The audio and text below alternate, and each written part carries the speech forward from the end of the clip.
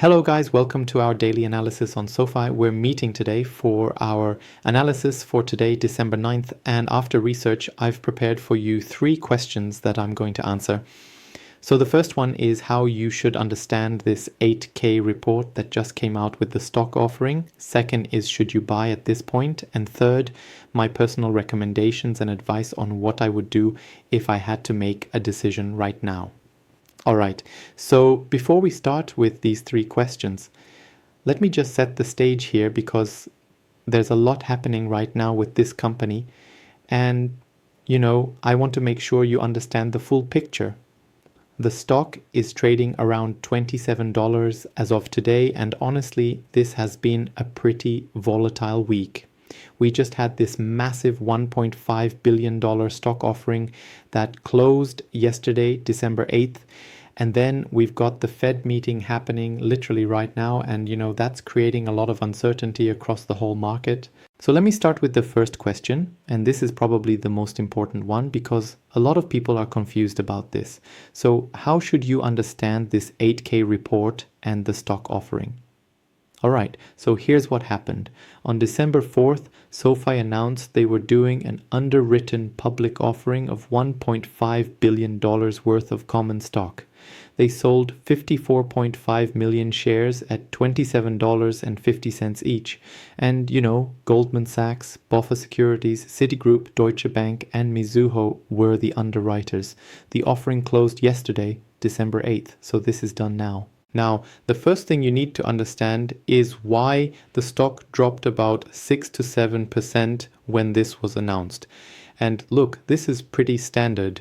When a company announces a stock offering, the share price usually drops because you're diluting existing shareholders. So if you owned, let's say, 1% of the company before, you now own slightly less than 1% because there are more shares outstanding. That's just how it works.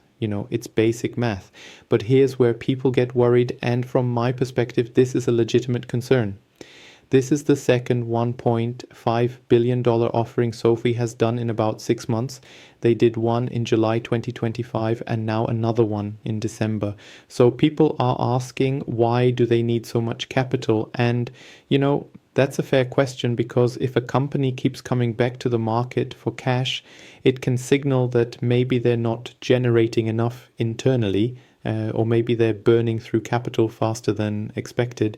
Now, SoFi says they're using the proceeds for general corporate purposes, which includes enhancing their capital position, increasing operational flexibility, and funding growth opportunities. That's pretty vague, right? But here's what I think is actually happening.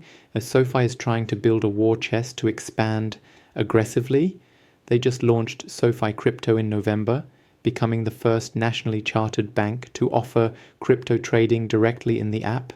They're expanding their lending business, they're growing their financial services segment, and all of that requires capital. So from my view, the question is not whether they need the capital, it's whether they can deploy it effectively. And honestly, that's the big unknown here. If they use this $1.5 billion to add members, scale their crypto business, and grow high margin fee-based revenue, then this offering could be accretive to earnings over time and, shareholders will be fine. But if they use it inefficiently or if they come back for another offering in 6 months, then we've got a problem. The other thing to understand from the 8K is that this was an automatic shelf registration. What that means is they filed paperwork back in July 2025 that gave them the ability to sell shares whenever they wanted, up to a certain amount. So this wasn't a surprise to them. They had this planned out. The timing was opportunistic and, they took advantage of the stock being up 80% year to date to raise capital at a relatively high price. For my second question, should you buy at this point? All right, so this is the $1 million question, and I'm going to give you my honest take here. The stock is trading around $27.39 right now, which is just below the offering price of $27.50. And from my perspective, that $27.50 level is going to act as psychological support because that's where institutions just bought in. So should you buy? Well, it depends on your situation. If you don't own any SoFi right now and you're thinking about starting a position, I would say wait a few more days. Here's why. We've got the Fed meeting happening literally today and tomorrow, December 9th and 10th. The market is pricing in about an 89% chance of a 25 basis point rate cut, but there's still uncertainty about what the Fed is going to signal for 2026. And SoFi, because it's a fintech lender, is very sensitive to interest rates. If the Fed cuts and signals more cuts in 2026, that's bullish for SoFi because lower rates mean more refinancing activity, lower funding costs, and better margins. But if the Fed cuts and then signals they're going to pause for a while, or if they sound hawkish about 2026, that could pressure the stock. And with SoFi having a beta around 2, if the market drops 5%, SoFi could easily drop 10%. So my view is, if you're looking to buy, wait until after the Fed meeting on Wednesday. See how the stock reacts. If it holds above $27, that's a good sign. If it breaks below $26.50, I'd wait for it to find a floor, maybe around $25 or so.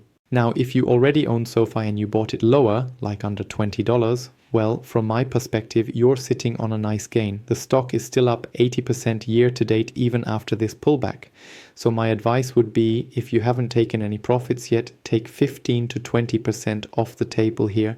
Lock in some gains. You've had a great run, don't let greed take over. Keep the rest because the long-term story could still work, but protect yourself. If you bought more recently, like in the mid-20s, I would hold for now, but watch the Fed meeting closely.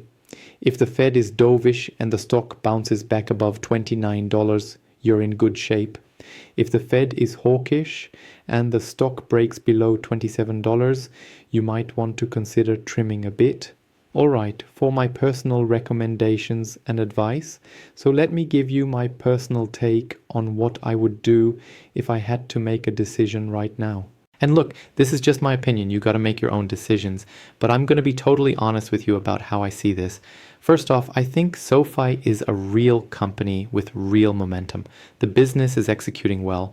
They grew revenue 38% year over year in Q3. They're consistently profitable now. They're adding members at 35% growth. And the crypto launch is innovative. The shift to fee-based revenue is smart because it's capital light and higher margin. All of that is true. But here's my concern. The stock is trading at about 50 to 56 times forward earnings, depending on which estimates you use. That's a massive premium compared to traditional banks that trade at 10 to 15 times. Now, the bulls will say SoFi deserves a premium because they're growing way faster, and that's fair. But after two $1.5 billion stock offerings in 6 months, I'm starting to wonder if they're as capital efficient as they need to be at this valuation. The other thing that concerns me is the analyst community is all over the place. The consensus price target is around $24.70 to $26.97, which is below where we're trading now. Now targets range from a low of $12 to a high of $37, so there's massive disagreement. That tells me nobody really knows how to value this company right now. And, when there's that much uncertainty, you've got to be careful. So here's what I would do personally. If I didn't own any SoFi, I would not buy right now. I would wait for the Fed meeting on Wednesday to see how the market reacts. If the stock pulls back to $26 or $25, I'd start a small position, maybe 50% of what I ultimately want to own. That way I'm not sitting on the sidelines completely, but I'm not overpaying either.